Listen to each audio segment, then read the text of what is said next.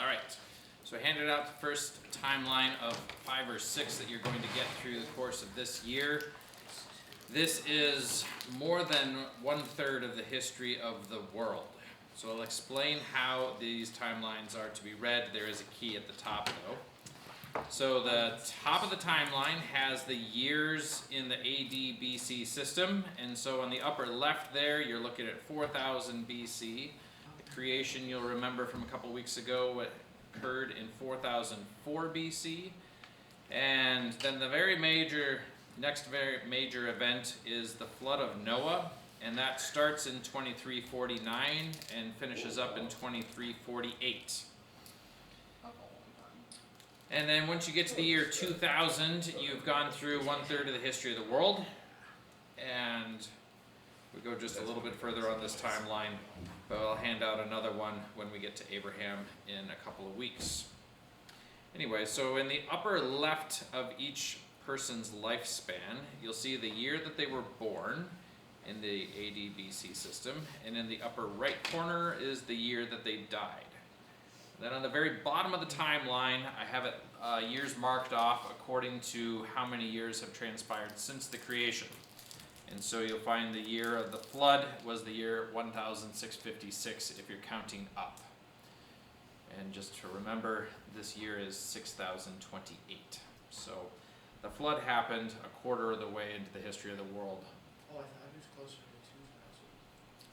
2000. No, 1656. Dad. And that is using the chronogenealogies to make sense of everything. So looking at this, what do you notice between the pre-flood generations and the post-flood generations? Well, Post-flood lives shorter. yes, post-flood lives shorter. Noah lives to 950, but he's the only 900-year-old recorded in the post-flood world. Edith. There's also like a lot more people for a time span recorded. Like a lot more people at the same time. Overlap. Yeah, that's what. Yep, generational overlap. Does anybody have a great-grandparent still alive? Few people. Does anybody have a great-great-grandparent? One.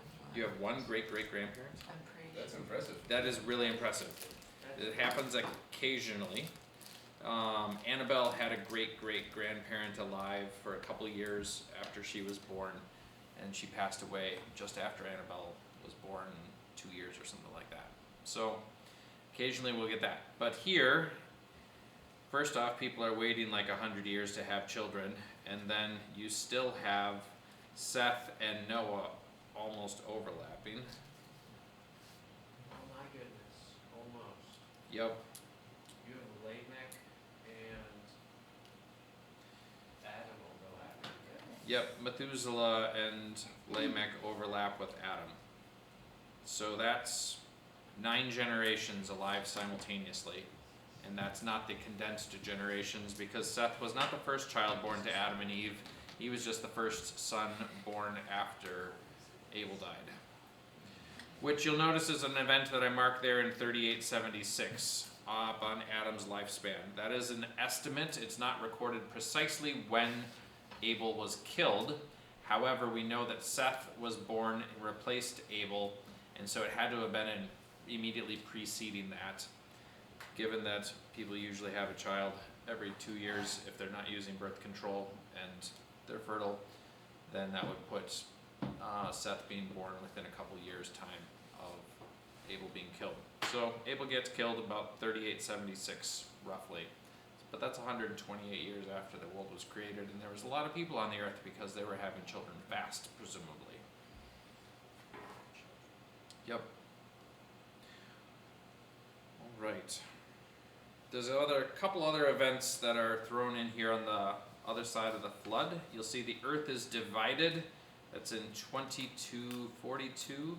That is shortly after Peleg was born, because it says in his days the earth was divided. And the city of Babylon being founded in 2234 is a record that came from Alexander the Great's conquest of Babylon. So Alexander the Great conquered Babylon about 330 BC, and he brought a historian along with him, and he went into the archives of the Babylonians and found astronomical records going back 1,604 years. That's crazy. Yep, and to the founding of the city. So is the Earth divided like the Tower of Babel, presumably? It's got to be close to that neighborhood. Nobody knows precisely what that phrase means. It comes across in First Chronicles, I think. I think it's in First Chronicles. So there's two interpretations I've heard. Neither one can be confirmed. One is that's when the Tower of Babel happened and the nations were scattered, and the division would refer to the division of languages. The other thought is that Noah began dividing up the earth amongst his descendants, and they were supposed to scatter and fill the earth, but they didn't. They rebelled and instead started the Tower of Babel. So which one of those options, or if it's something different, is hard to say. One thing that I can conclusively say that some people have proposed is they think that's when the Americas split off from Europe and Africa. I guarantee you it did not happen then, and you'll understand by the end of the night. That is not what that is referring to. Right, it did not. Nope. So that has been proposed. I will shoot it down before the end of the night. Anyway, so this timeline will help you keep the frame of reference on events and what things take place, but one of the things I'll point out here is that 11 chapters in Genesis takes us through 2,000 years of the Earth's history, and that's almost all we know about that history. There is a little bit recorded from the Sumerian empires that starts overlapping with the Tower of Babel time frame, but not a lot. So, does anybody have any questions on reading the timeline, understanding it? So if I'm reading this correctly, that means Methuselah was killed by the flood? You'll find, yeah, we'll get to that shortly. Methuselah's name. Yes. He died the same year as the flood. It doesn't necessarily mean he died in the flood. Nope. Now, but would you hear what the name means? Alright, so, looking at the scheme of things, and this is not working for me, of Probably course. because Micaiah was doing Micaiah, can you go back to the laptop and see if you can get this working? It's okay. It happens. Are we on the PowerPoint slide? Oh, There we go. You're up next Okay. week for sound. It's working now. I was clicking.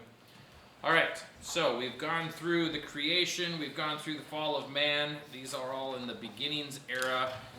Takes a long time to begin.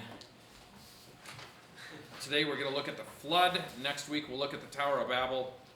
And then on the 13th of October we'll shift into the patriarch era. That's when we'll shift into Abraham, Isaac, Jacob, and Joseph. So without further ado, the flood. I think I have another handout for you. Yes. So I have another genealogy. So you can add this to your genealogies. This is the genealogy of Seth. The one you got last week was the genealogy of Cain. And one of those sets to the table behind you.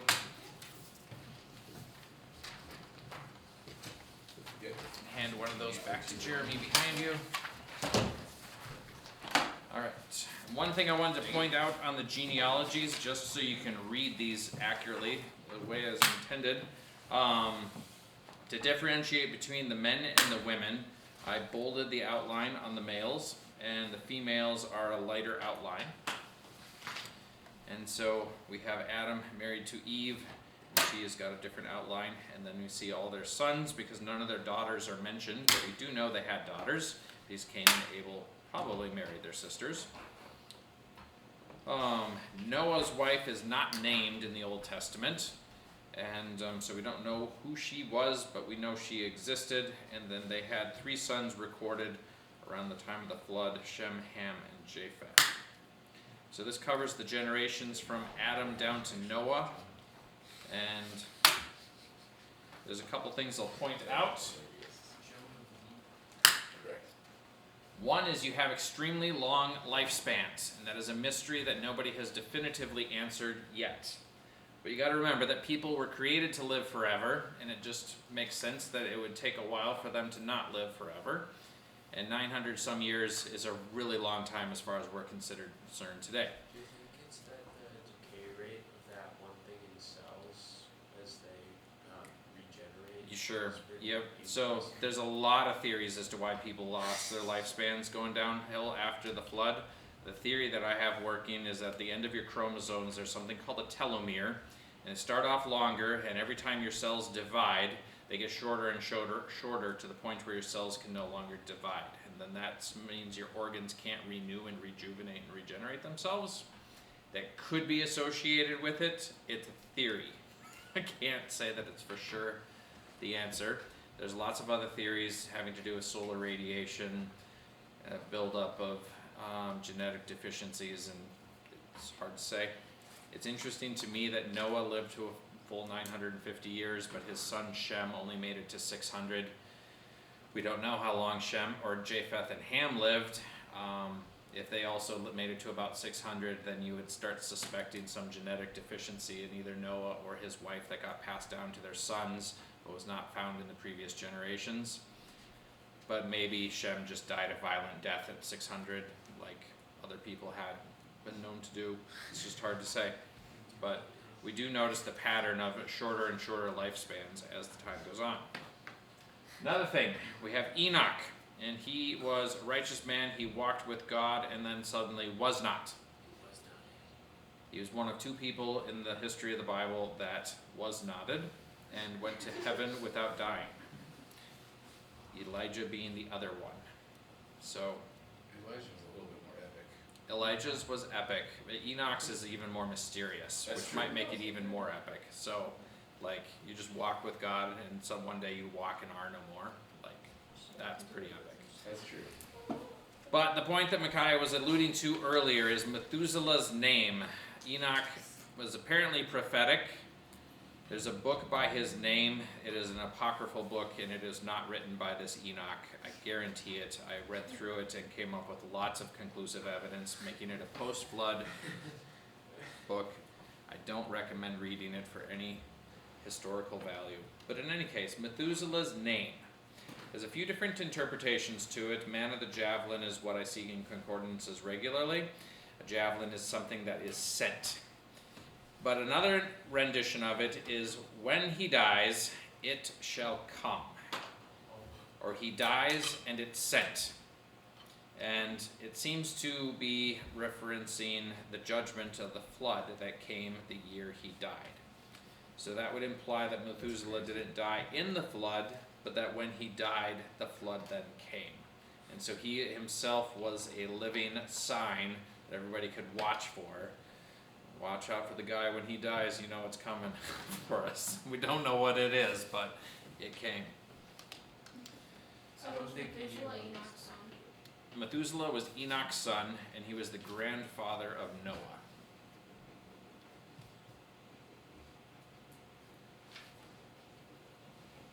And Lamech was his son, and Lamech has the abnormally short lifespan of only 777 years. Is that the Lord's number? 'Cause, like, it You could said- say that's the Lord's numbers, yep. It is suspiciously a string of sevens.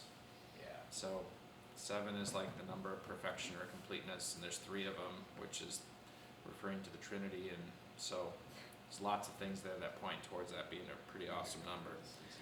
But for all we know, he just had a heart attack that 1 year and died. Don't know anything about it, so got the flu, right. Violently killed because the earth was filled with violence, which takes us into the flood story. So, Genesis 6:13 gives us the reason for the flood of Noah. God said to Noah, I have determined to make an end of all flesh, for the earth is filled with violence through them. Behold, I will destroy them with the earth. So, it's kind of hard to imagine what level of violence must have been present on the earth, because we're used to a fair amount of violence and bloodshed, and like you have all the millions that died in World War I, and you have all the millions that died in World War II, and actually neither of those were the most costly war in the history of the world. There was a civil war in China in the 1800s that had a higher body count yet. And so, like, there's been lots and lots of violence, and yet it hasn't apparently equated to what was existing in the pre-flood world. Or maybe it does, but we still have some justice left. I don't know. But in any case, the earth was filled with violence, and that is what prompted God to send the judgment of the flood. and Noah and his family were spared from it. It's an important lesson to remember about God, is that he can sort out the righteous and the wicked. If Methuselah was righteous, he was just taken before the flood. Noah and his sons and his wife were righteous and deemed to be, or had the grace of God on them to be saved, and so he spared them by telling them to build an ark. So, the timeline of the flood is important because a lot of things happen over the course of Noah's 600th year. Begins on the 17th day of the second month of the year, which would be, I think, about the 7th of November, maybe the 8th of November, if you're going from September 21st. And it rains for 40 days and 40 nights. And it says that for 150 days the waters prevail over the ark, or prevail over the earth, and all flesh dies except for those on the ark. You remember what went on the ark with Noah and his wife and his 3 sons and their wives? 2 of each animal. Yep, a pair of each land animal and 7 pairs of each bird kind, and probably the bats as well because they're winged creatures. Didn't take fish, would have taken reptiles and amphibians. Fish were living the dream. Yes, fish were living the dream. You have a question? Okay, so, like, all the flesh on the earth died. Mhm. So, like, we had a really interesting Bible study at my camp that I went to, Mm-hmm. and it talked about how, like, it was really morbid because all the carcasses and stuff would just be floating on top of the water. And that's how, like, they would eat and stuff. It was gruesome. Noah and his family landed in the ark, and they were the only people in the history of the world to see a post-apocalyptic landscape. But we'll get back to the bodies actually a little later this evening here. So moving along, we get to the 17th day of the 7th month, and this is 150 days after the flood began. And so it's possible that 150 days is inclusive of the first 40 and that they're not sequential. Because the mountains of Ararat become, where the ark hits a land on the 150th day. And it's in the mountains of Ararat. Notice they strike land, but they can't see it for another couple of months here. It says on the first day of the 10th month, their mountains appear. And then after 40 days, he sent forth a raven. The raven never came back. He just kept flying around. He was free as a bird, and he claimed his freedom and kept it. So then he sends out a dove. First time the dove doesn't find a place to land. Second time the dove finds an olive branch and brings it back. The third time the dove does not return.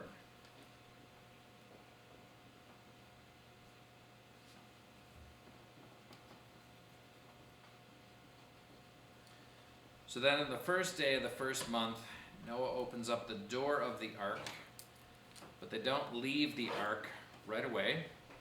The earth was not yet dry. I believe a wind got sent to dry out the surface of the earth. And then on the 27th day of the second month of the next year, they exit the ark. So they were on that ship for a full year and 10 days.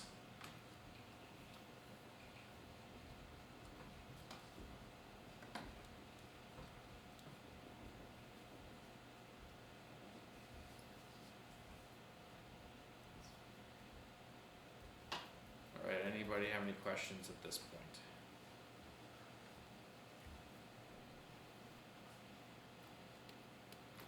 Alright. So there's a lot of impacts to the flood. Changes in the post-flood world include a change in diet. Genesis chapter 9 verse 3, God says, "Every moving thing that lives shall be food for you. As I gave you the green plants, I give you everything." So for the first time in the history of the world, bacon, steak, and fish were a viable eating option. And it was country rejoicing. Yes, Chinese took that. yes. The Chinese have taken that advice and they have found more things to be edible than I presently agree with, but we do enjoy our Chinese cuisine. So in the pre-flood world, that wasn't an option, but in the post-flood world, that was an option. It's Mhm. interesting. They knew that they could cook food. Like they could eat I don't think they were supposed to eat any meat with the lifeblood left in it, and I think that was specified at that point in time. Yeah. So you could actually be raw, but you can't have blood in it, and cooking it's a good way to get the blood out. So sushi was possible, yeah. It may have just found that their stomachs felt a lot better if they cooked it first. They weren't sick as often too. I don't know. Those discoveries that we just didn't live through, I'm not sure how they all went. That must have been a horrible first time killing something and then eating it. Like, I brought this thing on the ark with me. It lived the whole year on the ark with me. I fed the thing daily, and now I am eating it. Yeah, well, they had killed animals as part of sacrifices pre-flood, and they did that actually when they got off the flood. They offered sacrifices to God in short order, and yeah, that was one of the reasons why they took 7 pairs of the clean animals aboard the ark, because then you can sacrifice a few of them without killing off an entire kind. But it was going to be a while before they had a lot of game that they could eat. Another thing that changed post-flood, and this is of very significant consequence to us, is you have the institution of human government. Before the flood, nobody had the authority to execute a person. In fact, you had very much the opposite. But post-flood, God gives people the authority to judge and execute their fellow man. This comes in the verse Genesis 9:6, "Whoever sheds the blood of man, by man shall his blood be shed, for man, God made man in his own image." Now this is a stark contrast from the pre-flood world, which is one of the reasons we have as much recorded in Genesis chapter 4 as we do.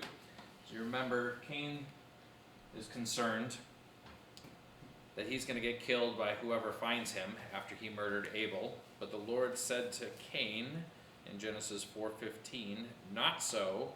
If anyone kills Cain, vengeance shall be taken on him sevenfold. And the Lord put a mark on Cain, lest anyone who found him should attack him." So Cain was protected by the hand of God from any retribution on the earth. No one could execute him for having murdered Abel. And then several generations later, his descendants, Lamech, not the same Lamech in Noah's line, different Lamech, says that if Cain's revenge is 7-fold, then Lamech's is 77-fold. Because he had gotten attacked and injured by a young man, and Lamech had proceeded to kill him because he had been injured, and he claimed that same protection that Cain had. And so you have an interesting circumstance that the world has never really seen, to my knowledge, where you actually have a forbidden, or it's forbidden to exact any retribution on a person who has murdered another person. God had reserved that to himself in the pre-flood world. He changes that in the post-flood world, and this is why we actually have any human government today. It's primarily to deter other people from violence. You have this reinforced in the New Testament, where Paul says, that the governing authorities are God's servant for our good, and they don't bear the sword for nothing. They have the power of death, and they were given the power of death specifically to deter people from violent crime. So that was one of the major changes in the post-flood world. And it's actually really hard to conceive of a world in the pre-flood world that doesn't have human government, because it is such an amazing, impactful part of our lives.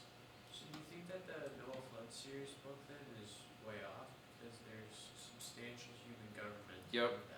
Yeah, you just can't even conceive of it. So all the fictional accounts of the pre-flood world weave human government right into it, because it can't think of how the world would work without human government.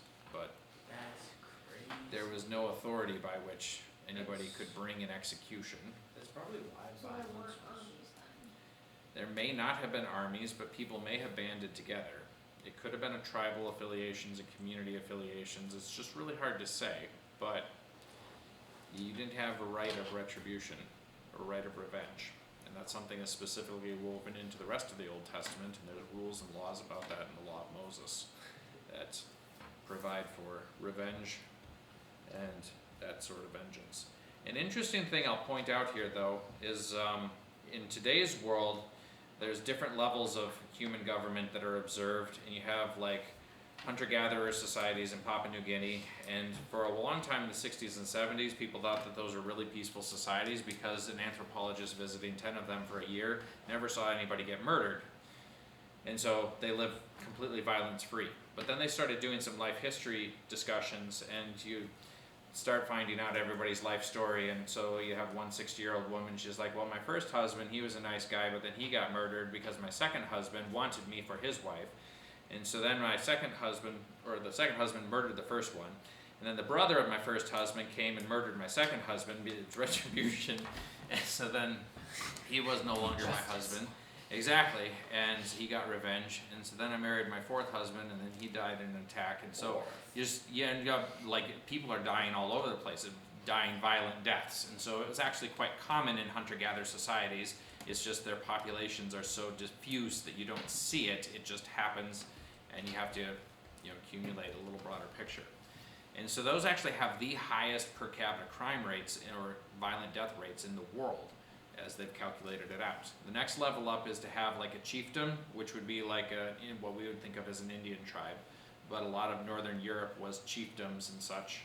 And that's a slightly larger group of people, several hundred to several thousand people banding together, and you have a lower violent crime rate there. And you have some inter-warfare between different tribes, but the number of people that die a violent death tends to be a net less. And then the next level up is a kingdom, and that's a higher level of organization. And a kingdom will have several tribes that they're ruling over as a rule of thumb. And we kind of see actually the nation of Israel go into that transformation when they go from 12 tribes to the kingdom later, and we'll get to that in probably January. But in any case, kings don't want the tribes fighting against each other because they want to get taxes equally from everybody. And so they make sure that nobody's killing each other because that's a valuable farmer and he could be a soldier in my army to take on our enemy's side. And then once you get above a kingdom, you end up with a nation state or an empire, and you just get larger and larger forms of government, but every single larger form of government reduces the violent crime rate as an overall society. More incentive to keep more people alive so they Yep. have more taxes generally. Yep. But So between the between the Persian Empire and the Roman Empire, you had 4 Macedonian kingdoms, and for 300 years they were constantly fighting against each other.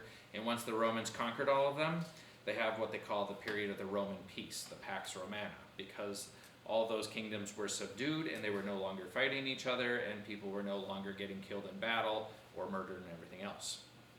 So it's a unique, interesting thing that human government actually is effective in the sense that it deters people from violent death at a much more effective rate than we actually usually think of. And actually in North America we see the same thing. The early colonies in Jamestown and Plymouth had the highest per capita crime rates and violent death rates of all time. And it came down quite substantially through the 1700s, dramatically reduced through the 1800s, and as of the last couple of decades, we're actually living in the least violent era of North America that's been recorded.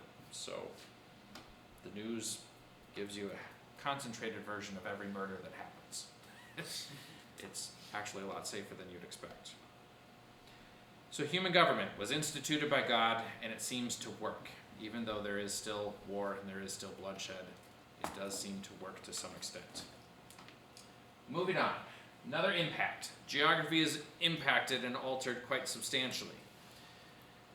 In Genesis 1, when it says that God created the dry land, he put all the dry land in one place, which implies that all the land was a supercontinent. Do we have that in the world today? How many continents do we have? You're not a student. Anybody have another number that they would suggest? How many continents do we have?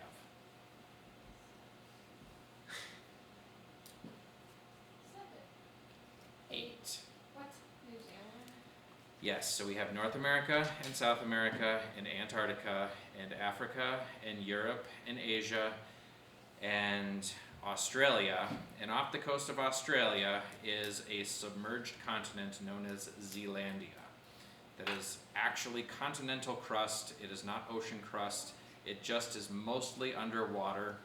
But this is important for New Zealand because they want to lay claim to mining and drilling across the entire continent so they can get all the oil and gas resources that might be found. That wasn't Say what? That wasn't in the song. Nope, that's not in the song. It was only discovered and put forth as in 2018 or 2019. So all your geography books are wrong. There is a submerged continent hiding under the Pacific Ocean, and it is not connected to Australia. It is distinctly separate from Australia. Zealandia. You can look it up if you're interested. Is that where Atlantis is? It is not Atlantis, nope. But that is an interesting myth that Plato, I believe it was, recorded.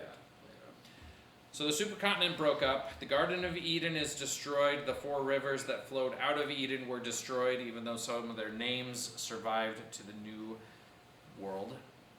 Mountain ranges in the post-flood world are very likely much taller, and sea trenches are most likely much deeper. In fact, there may not have been sea trenches in the pre-flood world, but nobody knows because none of the pre-flood ocean crust is extant on the surface. Geologists have discovered this crazy dark cold mass at the bottom of the mantle floating on top of the outer core that is very likely the pre-flood ocean crust that sank down during the flood.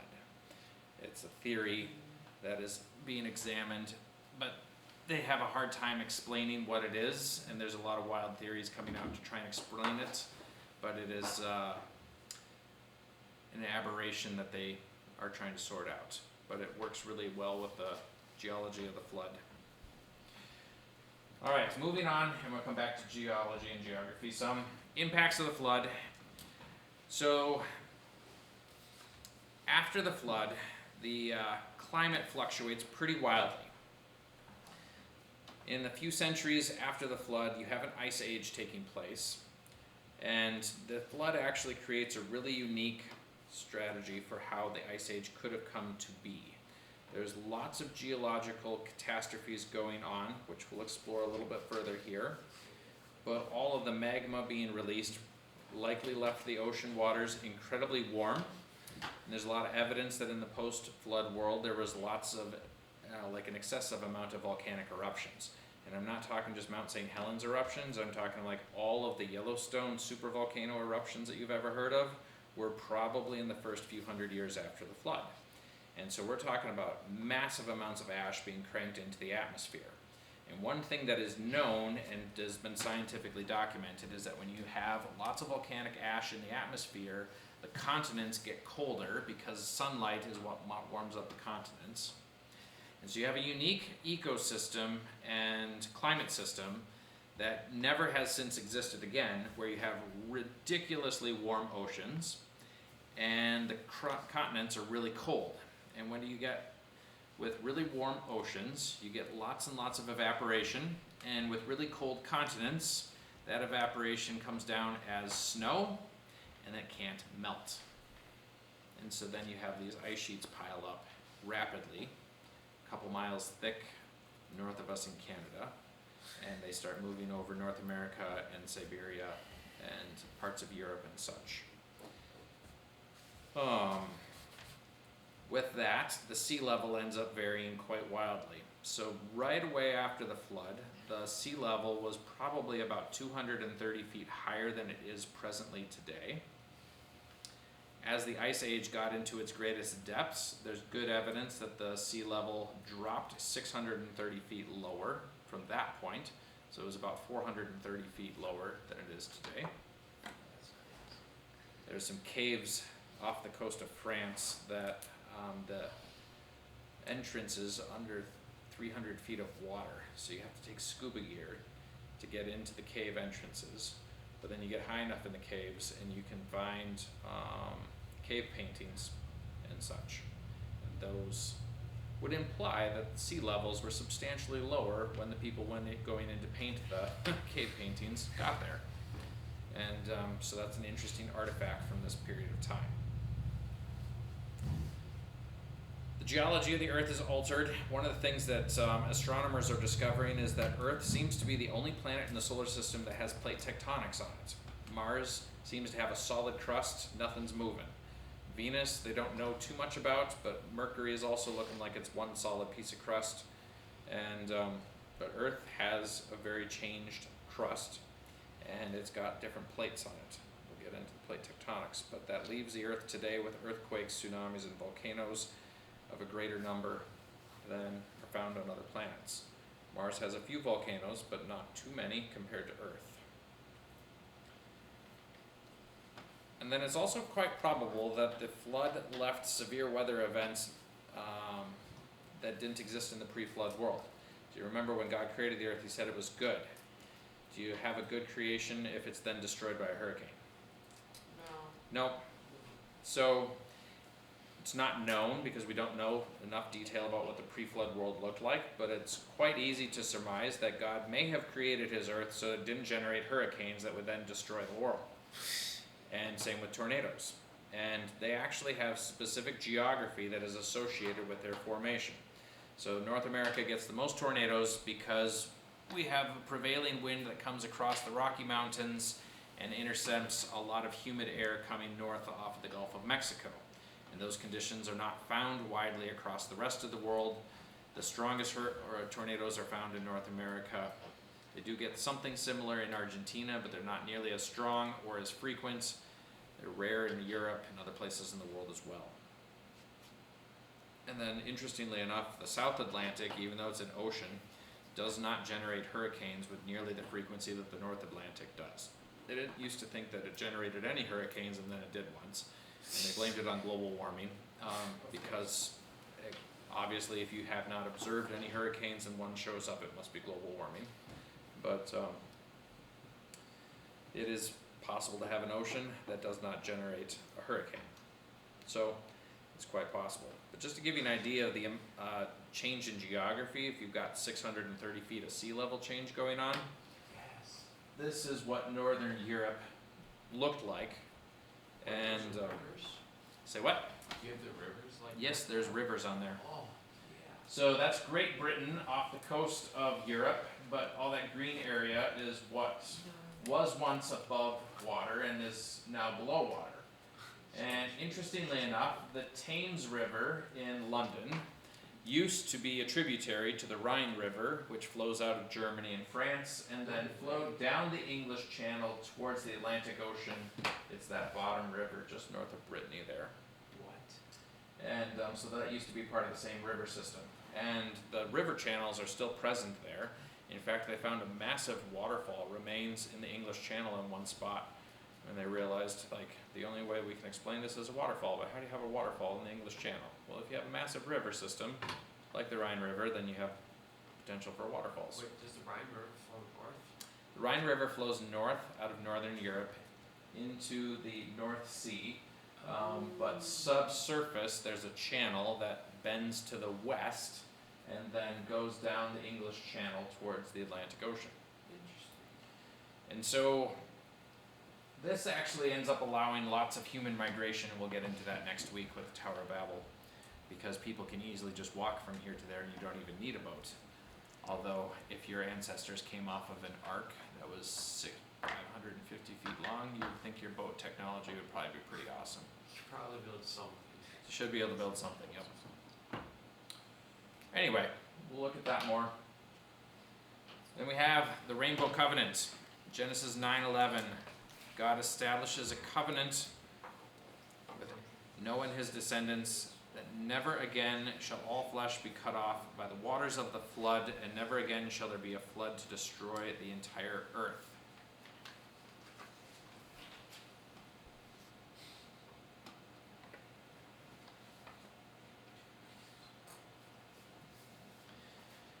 We do still have floods, but no flood has yet destroyed the entire earth again.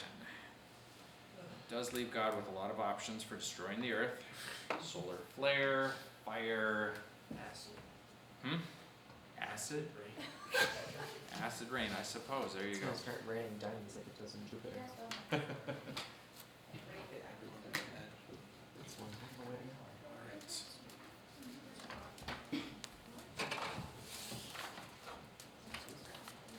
Alright. So now we're gonna shift gears just a little bit into flood geology.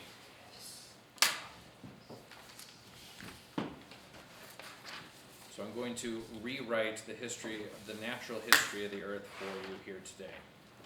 So as I mentioned earlier, when God created dry land, he formed it into one place and all the water was gathered into one place. It implies the idea of a supercontinent. This is quite likely what is known as the ancient supercontinent of Rodinia. Yes.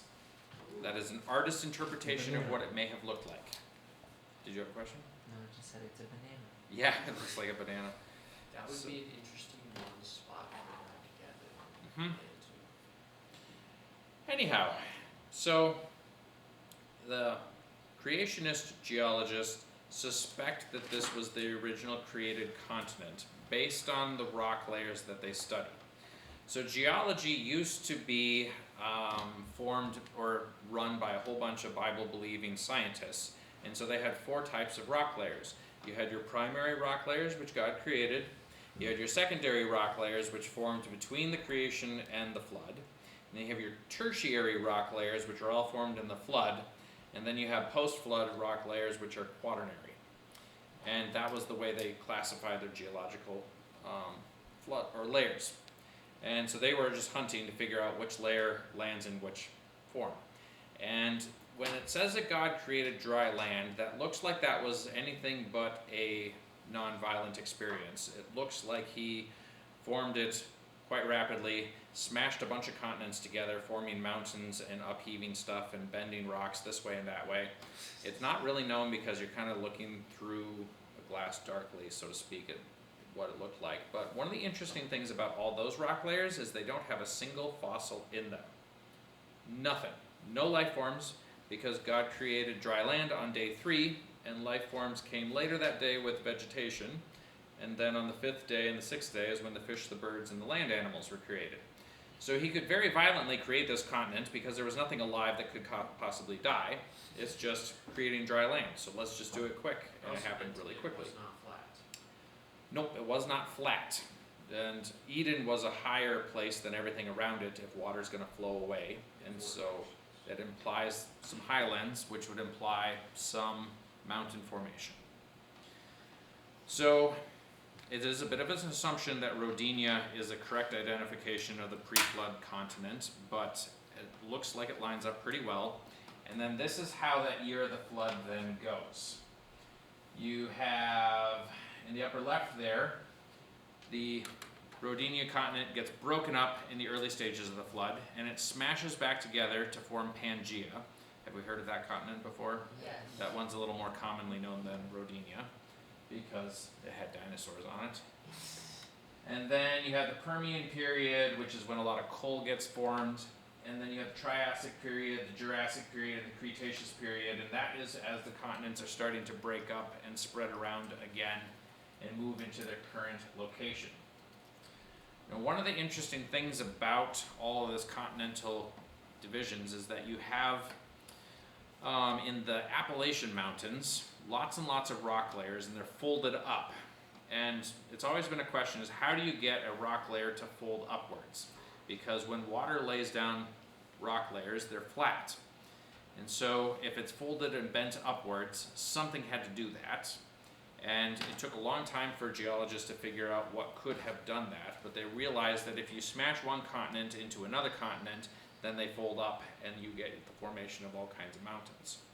And they discovered this first in the Alps, and it took a really long time for anybody to actually believe that theory, but nobody has a better theory to explain it now. But this explains why we have in the Appalachian Mountains some early flood layers that have fossilized critters in them. Usually they're marine mammals because those are some of the lower layers. And then they get folded up because two pieces of rodinia smashed into each other and created the Appalachian mountain chain. And the funny thing is then when they broke apart later, they actually didn't even break up cleanly. And so Northern Europe has the other section of the Appalachian Mountains. And I think that, where is that? Do I not have that? There we go. Oh, yeah. Scandinavia. You see there's a mountain range in Sweden and Norway. That is the same mountain range that is found in the eastern United States, the Appalachians. They just ended up on opposite sides of the Atlantic Ocean. And so every single mountain range essentially is evidence in the remnants of a continental collision of, and this is the plate tectonics going in action. And most geologists are going to agree with this. They're just going to have a very different time frame on how long it takes to do this. And so we're going to go backwards here just a little bit in my slides. No, that was the wrong way. Was that Australia and South America crashing into each other maybe? Nope. No? That was probably an ocean plate crashing into Australia, but I'm not sure on those mountains. Okay. It takes further research, and there's some of them that they don't know. Like in China, there's the Tian Shan Mountains, and nobody knows what happened to create them. They haven't been able to investigate that much yet. But anyway, if you want to look at that handout, the rainbow-colored flood geology one, this is my cheat sheet so that you can translate any natural history, anything, into how does this look in Noah's flood terms. So, rock layers form sequentially, and you can't have an upper layer of a rock layer form before a lower one because that just does not work. And so the bottom layers, the Ediacaran, is probably the initiation of the flood. And this happens in the standard model 630 million years ago.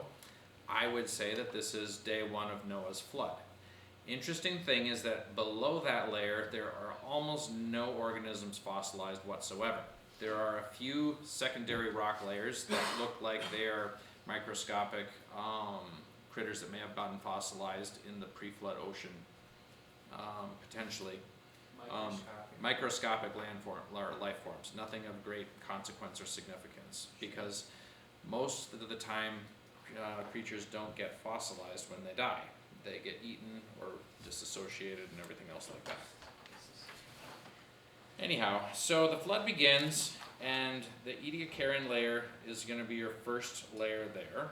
And then it keeps going up. You have the Cambrian, then the Ordovician, the Silurian, the Devonian.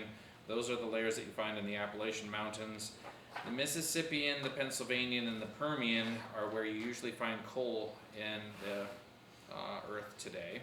And those are probably pre-flood forests that got buried really quickly and got fossilized into coal.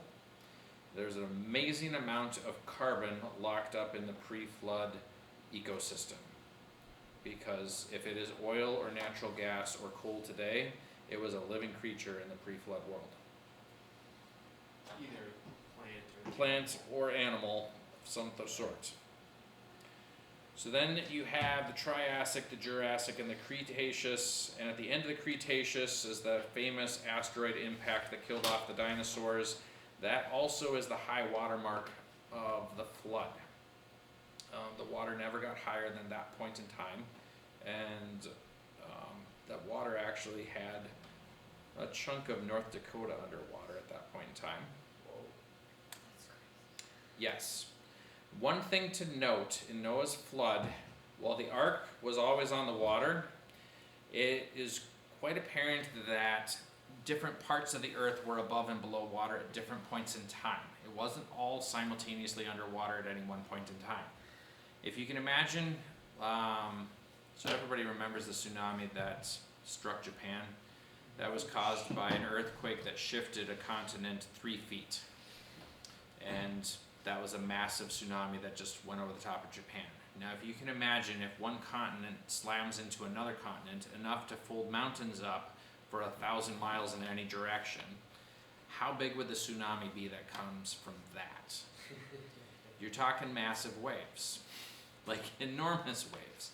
And so some of the flood is not necessarily just water still over the land, it is a massive wave sweeping over a continent and wiping everything off. One of the interesting things in the dinosaur trackways is they're always left in soft, wet mud, and they're always running in one direction, and everything is running the same direction.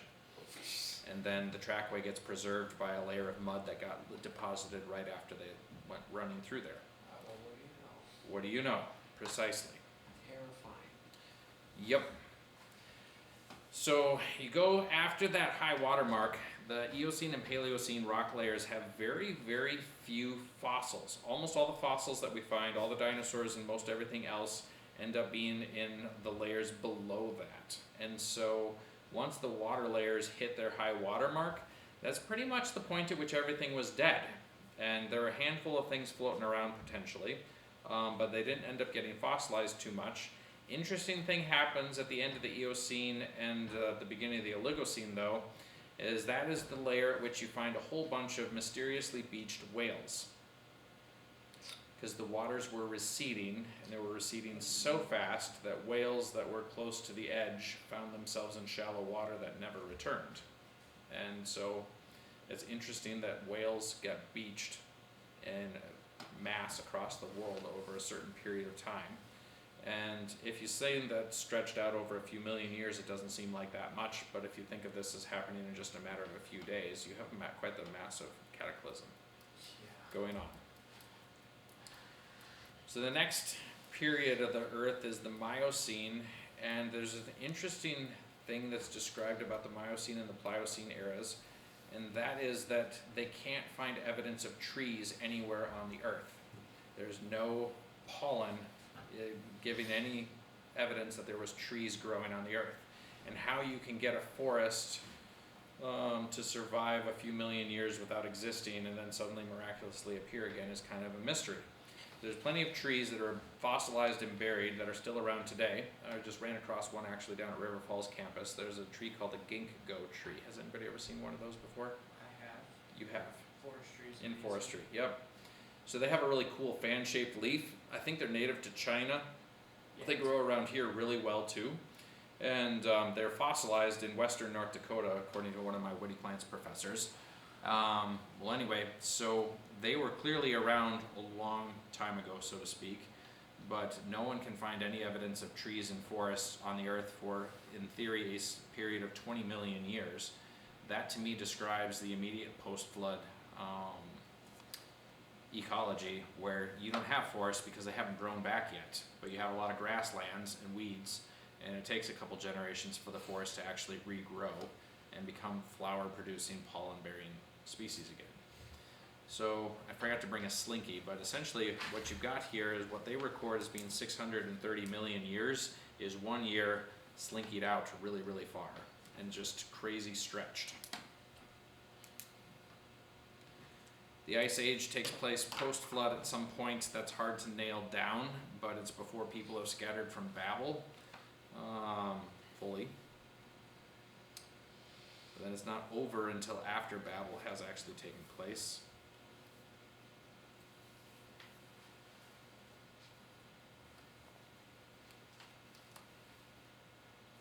Anybody have any questions on reading that diagram? So any scientific literature you come across is talking about a rock that says it's X number of million years old. You can use this as your reference to figure out how far back in the flood was it. Is it early flood, middle flood, late flood? And you can start trying to interpret that in a totally new light. Wait, so all the different, like the Triassic, Jurassic, Cretaceous, so those were just like ecosystems being systematically buried that were just at different elevation levels or different Yep. continents? Yep, you have different ecosystems getting sequentially buried one after the other. And it just was one right after the other. And the interesting thing about the geological column is you have a lot of more ocean fossils in the lower levels, and then you have some woodland fossils in the upper levels, and larger land animals and such. So there's a system to its distribution, but it doesn't correlate to evolution through natural selection as much as it does to how fast are you going to get buried by a tsunami during a flood. If you're at low elevations, that's going to be earlier, and if you're at higher elevation, that might be later. Great, and so then, is there an explanation why there's no human remains in all of that? It's hard to explain why there's no human remains. We will finish up the rest of this next week. So we're a little late, but we'll continue and going to babble. Have a good evening and good week.